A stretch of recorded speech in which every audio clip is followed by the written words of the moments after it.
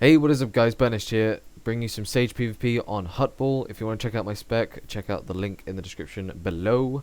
In this video, I did actually quite well. I got about 360k damage, something along those lines. It went a pretty good game, looking like we were going to lose at first, but then we managed to pull it back at the last, well not last second, we managed to pull it back. So it was a pretty decent game, did quite a lot of damage, stayed out of trouble quite a bit. Only died a couple of times, so it was pretty decent. But instead of talking about the gameplay, I'm going to start talking about the patch 1.2 changes for PvE specifically. I've already done a video like this, but for the PvP changes, I'll put that in the link below as well, or in an annotation somewhere on the screen. And basically, it's been 2 weeks maybe since there's going to be a 2 week interval between the PvP changes and the PvE changes, which is quite depressing because I've had a lot of work to do. But anyway, that's no why you're here. So we'll be talking about just the basic PvE changes that are going on at the moment.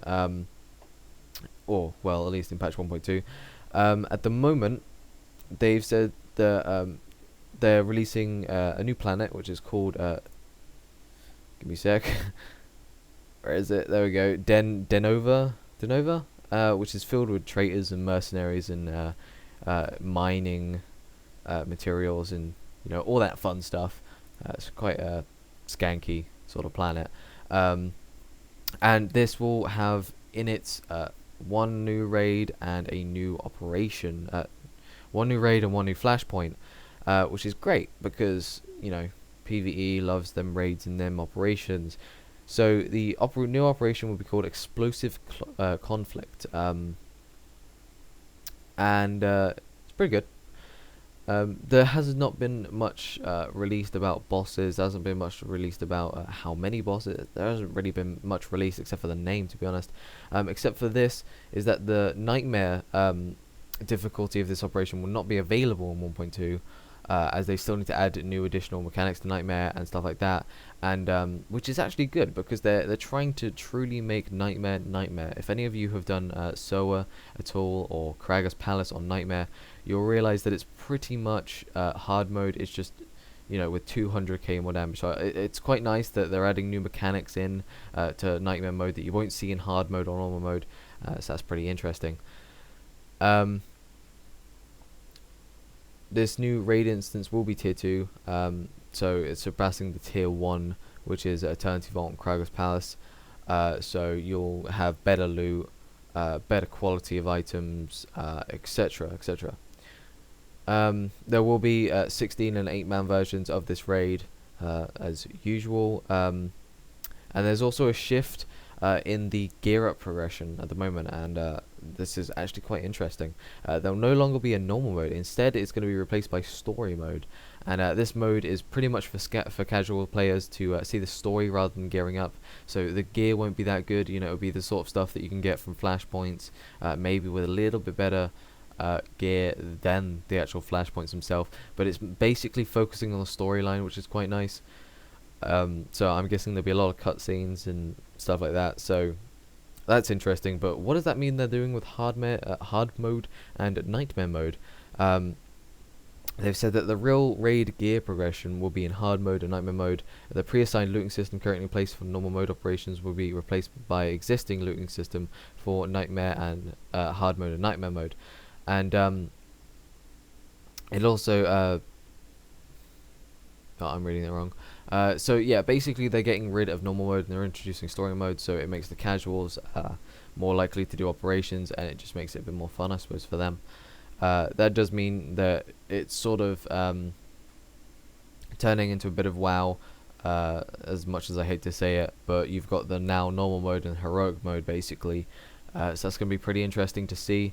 I would have thought they would null down the hard mode difficulty a bit, but probably not by much. And it sounds like they're just increasing the difficulty of nightmare mode, which will be absolutely amazing, because harder raids are funner raids, pretty much. The new operation will most likely invoke 2 tanks as well, which is quite interesting. In the 8-man, this is so not the 16-man, the 8-man, because they're going to introduce bosses that will be for that will require tank swapping. So I don't know, a stackable debuff that goes away with time. So one tank tanks it for a while, then they switch again, that sort of thing. You know, just the generic sort of tank swapping raids that you usually find.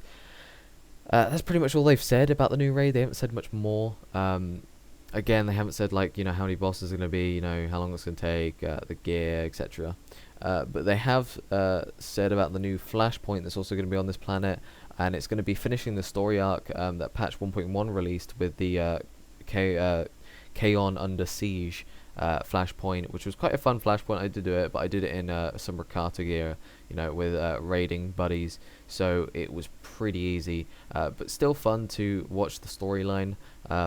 Definitely be doing this new one to check out the storyline on that. Storyline has always intrigued me in Swtor because they've actually made it work in an MMORPG, which pretty much takes some skills. Quickly before we go on to the legacy system, pretty much one of the greatest pieces of news. I would probably include a drum roll if I wasn't too lazy. But they will be introducing DPS meters finally. Well, technically no. They'll actually be introducing a combat log into the game, which means that, you know, third-party programs will just eat that up as soon as possible and come out with DPS meters ASAP, which is amazing because I've been waiting for DPS meters for so long. You can finally brag to your guildies that you're you know, first place on the DPS charts, and they're like 7th underneath the healers. And yeah, so that will always be fun. One thing about the Flashpoint that I did forget to mention, a group finder feature will also be in place for the Flashpoint and Heroic Quest for patch 1.3. This feature will be single server only to preserve the community.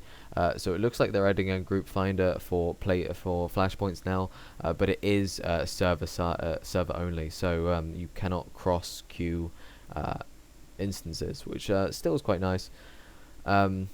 It just saves you having to listen through all the spam in general chat and having to actually, you know, create your own squad, which can be a hassle sometimes.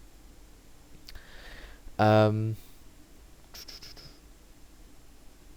also releasing a world boss in 1.2 that will require a raid to defeat it. So sort of like on Belsavis, you had the boss that dropped the magenta crystal schematic.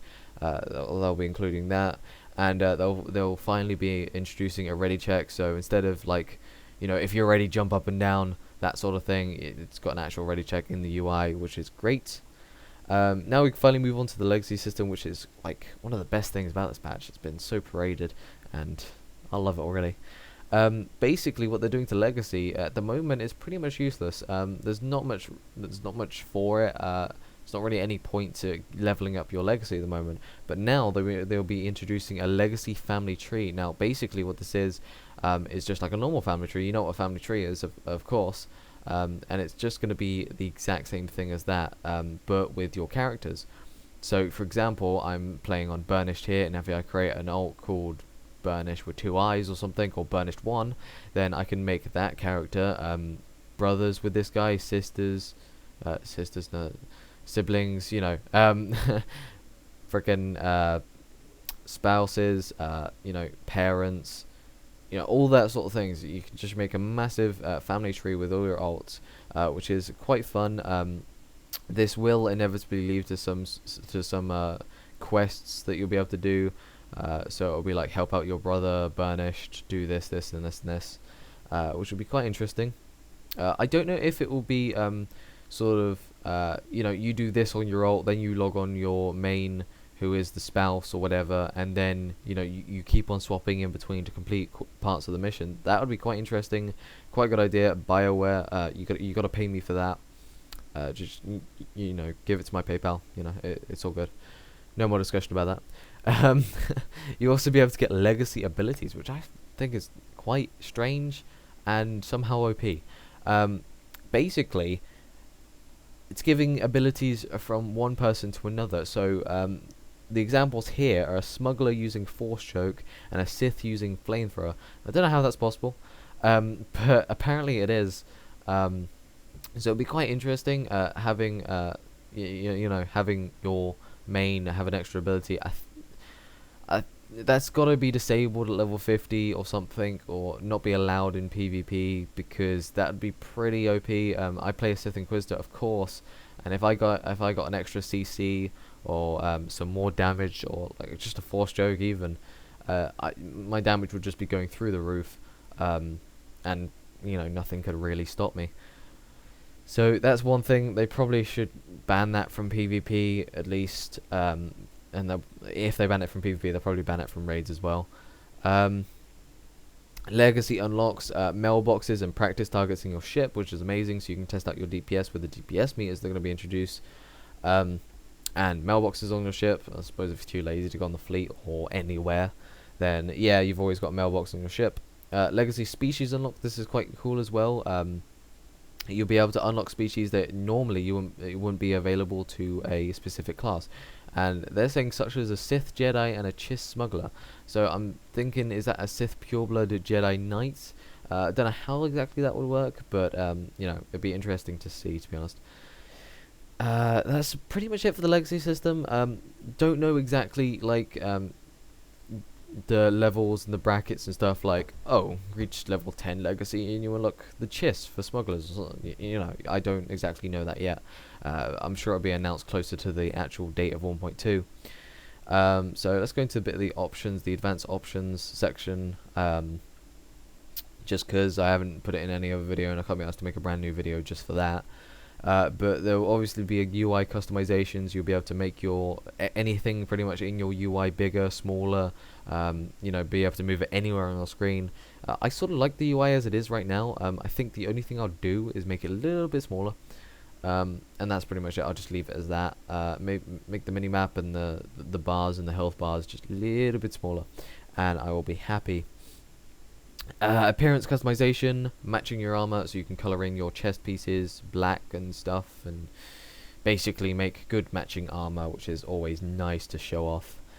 Improving character textures, suppose that's good, you know. I look even more prettier now, I don't know. Mission tracker usables, this is sort of PvE as well. Basically, as you see on the right hand side, I've got my mission tracker because I can't get rid of the damn thing. But if you have a usable item that is needed for that particular quest, then it will show it next to the quest name in the mission tracker, so you can click it and it just makes it easier. This part, by the way, this is pretty much where we made the comeback. It's now 1-2 because they were winning originally, so I'm feeling smug right now. Also, just a couple of additional features. They're bringing out guild banks, so guilds will finally have a reason to actually exist in the game, other than a pretty little title and a roster, I suppose. New mini pets. I think there was a Tauntaun mini pet that you could see, which looks pretty interesting. Looks like fun. Might get it. Don't know. Depends how much work I have to put in, to be honest. New Corellia daily missions. So you now got daily missions in Corellia, Belsavis, and Ilum. So you gold farmers out there can get quite a lot of money. New gear and new vehicles, so new mounts and stuff, and new gear. I'm assuming there may be another tier past Rakata in the operations and past battle masters in the PvP. Don't know yet. Could be. Don't know, to be honest. Craftable augments. I suppose this means that you can just craft any augment you want. Sort of like, if I want a willpower augment, I can specifically create a willpower augment. Again, not really PvE, to be honest. Extractable tier 2 mods, I think, from what I've gained from this, is you'll be able to take all the mods out of the new gear, and put them in any gear you want. That's what I currently do with my PvP gear, because the Rakata gear for Jedi Sages looks absolutely terrible. So I put it in some cheap ass level 20 gear to make it just that little bit better than being worse. It's yeah, it's still not good. They really need to fix that. New lightsaber colors. looking forward to that. Although I think I'll pretty much stick with my white as soon as I buy it, because it's 1.1 million and that's a lot of money. But as soon as I do get a white color crystal, sticking with that most likely, unless they bring out like black and white, because that would be pretty awesome too. Anyway, legacy item drops, no idea what that is. I'm assuming you get better items from looting mobs when you're questing on your alts. And new roleplay emotes, yes, you can finally like I know there's 7 different types of slash dances, and I don't know. But that's pretty much it for the PVE changes. Not much else. The operation will be fun to have a look at, and the Flashpoint. Definitely be doing those in my guild when I'm obviously not PvPing. So anyways, I hope you enjoyed this video. I hope it was pretty informative. I'll probably put like tons of links in the description, so you can go check them out. Anyway guys, thank you for watching. I'll see you all next time.